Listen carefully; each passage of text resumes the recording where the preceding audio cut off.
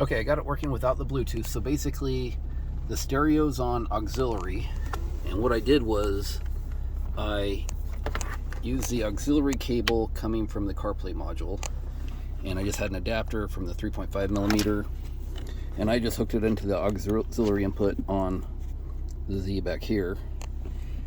And then for the USB, I just plugged the phone in through the USB cable from the back of the Carplay module. So you see my USB cable right here, and I'll plug it into the iPhone.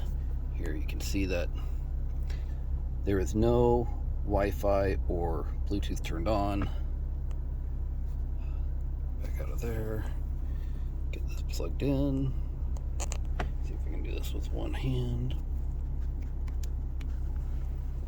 Okay, so it's plugged in now. I think this should pop up automatically. Yep, there it is. So I went to the last thing. I'll just say, let's take I-90 east. so you can Turn hear the right. audio coming through the stereo. So it does work for that. And go back. Oh, you can change that icon. It was infinity when I got it. That was pretty easy to change in the menu settings to whatever vehicle you have. But basically that's it. So it's back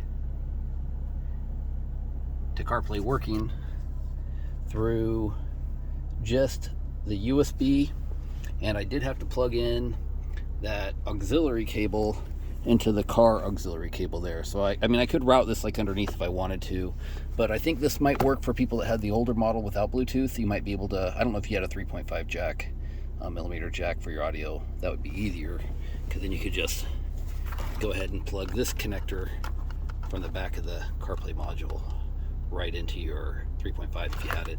I didn't see one like on this stereo on the back one that I recall, but so that's it. It does work with USB for, at least for CarPlay, I know. I'm assuming it'll be the same for Android, but I'm not sure.